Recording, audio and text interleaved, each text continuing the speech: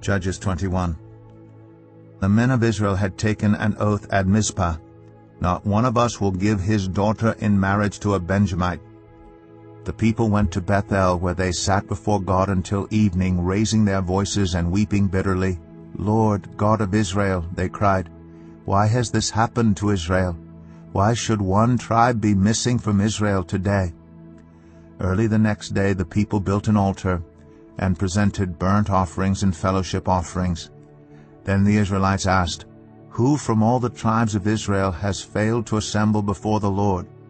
For they had taken a solemn oath that anyone who failed to assemble before the Lord at Mizpah was to be put to death. Now the Israelites grieved for the tribe of Benjamin, their fellow Israelites. "Today one tribe is cut off from Israel," they said. "How can we provide wives for those who are left, since we have taken an oath by the Lord not to give them any of our daughters in marriage?" Then they asked, "Which one of the tribes of Israel failed to assemble before the Lord at Mizpah?"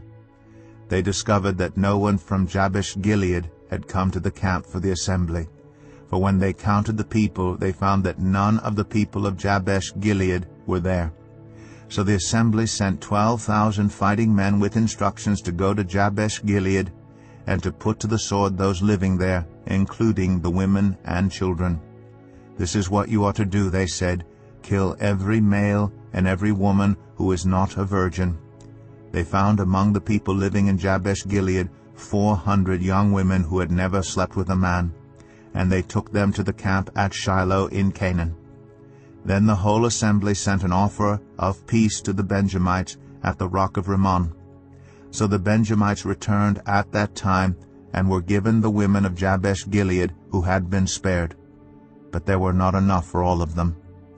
The people grieved for Benjamin, because the Lord had made a gap in the tribes of Israel. And the elders of the assembly said, "With the women of Benjamin destroyed, how shall we provide wives for the men who are left? The Benjamite survivors must have heirs," they said, "so that a tribe of Israel will not be wiped out. We can't give them our daughters as wives, since we Israelites have taken this oath. Cursed be anyone who gives a wife to a Benjamite. But look, there is the annual festival of the Lord in Shiloh, which lies north of Bethel, east of the road that goes from Bethel to Shechem, and south of Lebanah." So they instructed the Benjamites, saying, "Go and hide in the vineyards and watch. When the young women of Shiloh come out to join in the dancing, rush from the vineyards, and each of you seize one of them to be your wife.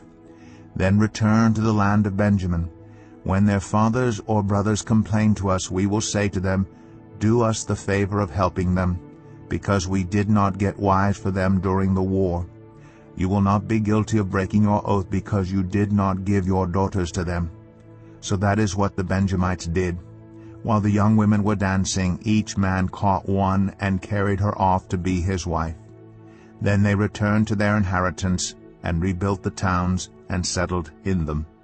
At that time the Israelites left that place and went home to their tribes and clans, each to his own inheritance.